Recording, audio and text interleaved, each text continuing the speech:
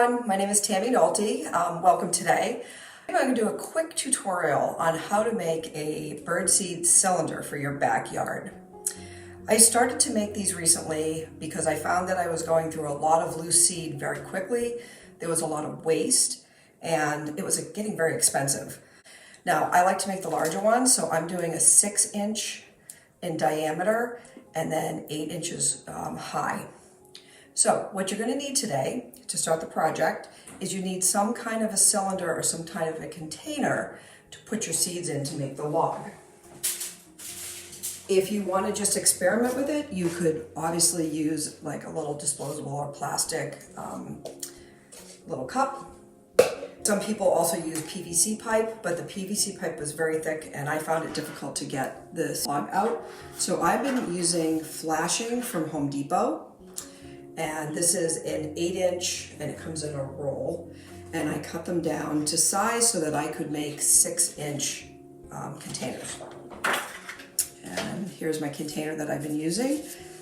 I just rolled it, measured it, and taped it up with some duct tape. When I'm done, all I have to do is cut the tape and it unwraps. If you decide that you want to use a container like this, or one like this, you want to get a piece of parchment paper and make sure you line it with the parchment paper so you can pop out the log. Materials today. Any kind of seeds that you like. I'm trying to attract specific birds. I have sunflower chips, mealworms, thistle or Niger seed. This is safflower seed.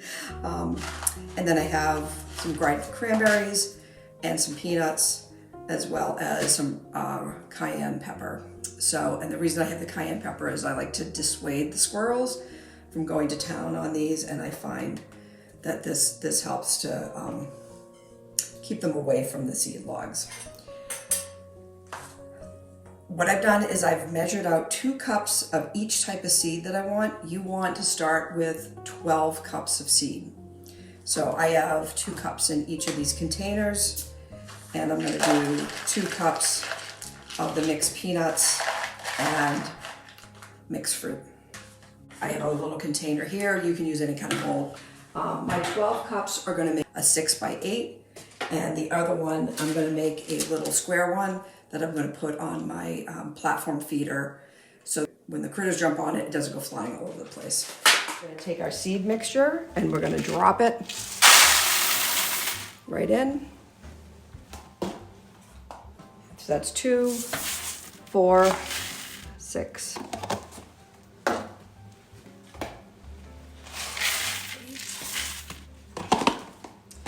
So if you're into attracting different types of birds, you can really specify what type of seed you want to put in it.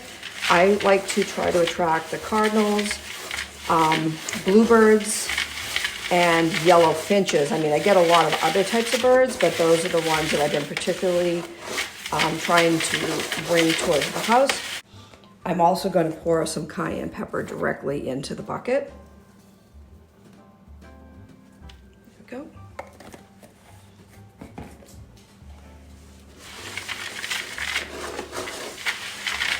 Get that really mixed well. The birds don't have an issue with the cayenne pepper. I don't even know how much I'm putting in there. I put like, what do I do? About half a container. But it does dissuade my my little squirrel friends, including my little red squirrel who likes to torture all the other birds. Okay, so now we need to put the seed together so it sticks together and makes our cylinder or our log. What's holding all these seeds together is gelatin. So I'm using Knox gelatin, and a little box like this you can get at the grocery store, and it comes with about 4 packs. We're going to be using 3 packs today, and I lower the ratio of water to gelatin to about 3/4 cup of water to 1 gelatin packet. And it's not an exact science, but I just go a little bit lower on the water content, and I think it holds the cylinder together a little bit better. I have about a quarter cup of water here that's just cool water, and I'm going to put the gelatin into it because I want it to dissolve a little bit. They call it blooming, but it'll help to dissolve, so when we put it in the hot water, you don't have all the little lumpies in there.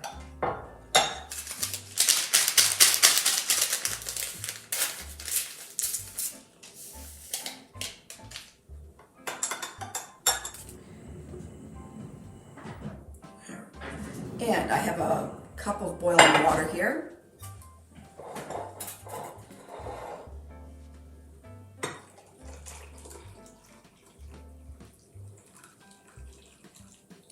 And I did about 2.5 cups of water to 3 packets of the gelatin. And because I allowed it to bloom before, allowed it to dissolve a little bit in the cold water, that's going to come together pretty quickly. And you can see there's no more lumps in it. So if you let it sit for a few minutes in the cooler water and then pour in the hot water, that's going to mix up nicely. Okay, now we're going to pour this into our seed mixture. I'm going to use my dowel and I'm quickly going to mix this in.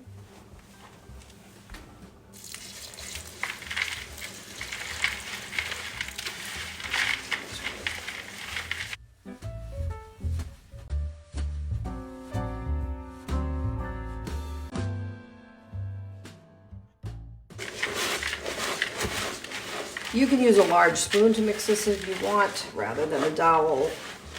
I just found the dowel to work just as well as a spoon. And you're gonna start to feel that it's gonna really mix in there.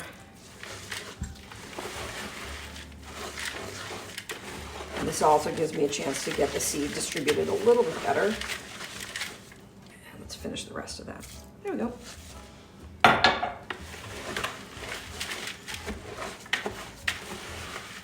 Okay, so there's my seed mix. So I'm going to start with my cylinder first, and it's empty. I don't need to line it with anything because I'm going to cut it and it's just going to pop open. If you do use one of these or something that's a little, that you can't open up or cut it, just take a little piece of parchment paper and line it inside, and that way the tube will come right out.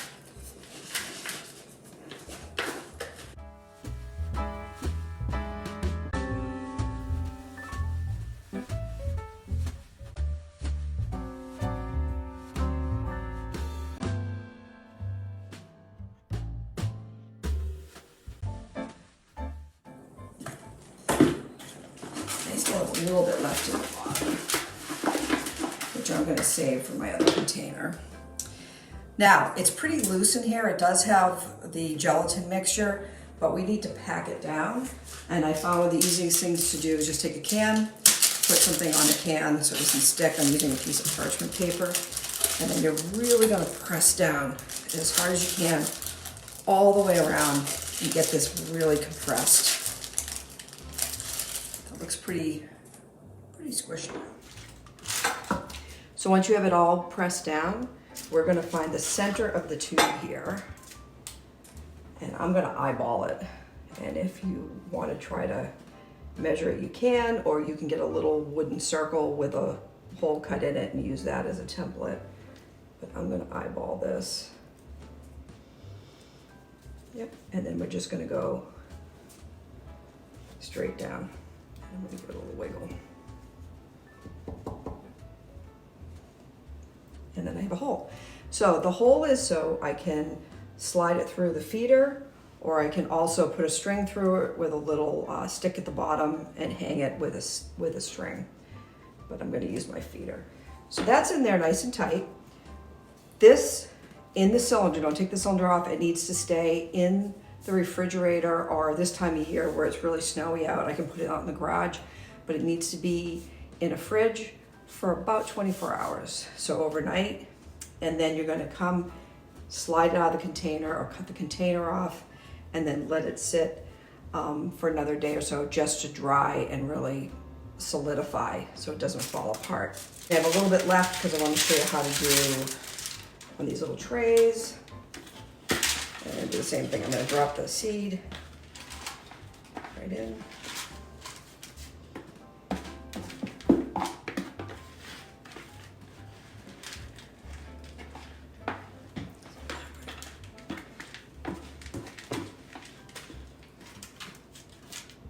And this one I'm going to use for a platform feeder because I've noticed that I'm having a lot of issues with all of the loose seed, more on the ground. Although the cardinals are ground feeders, they like it. It's just, I lose too many seeds. And the other thing I want to mention that I use shellless seeds because I have a couple of these feeders on my porch. And I don't want the seeds all over the backyard. So I'm using a seedless blend. But if you want to be even more economical, you can just use a regular birdseed blend. But what I'm going to do is once this sets up, I'm going to put this in the platform feeder. So I hope that you enjoyed our tutorial today on how to make a birdseed cylinder or birdseed logs and a platform feeder. I guess I'd call that like a pancake for your little feathered friends. The recipe is going to be right after, and you can see what the ingredients were. Hope you give it a try, and if you do, post it on the Instagram. I'd love to see what you come up with. Bye everybody, thanks.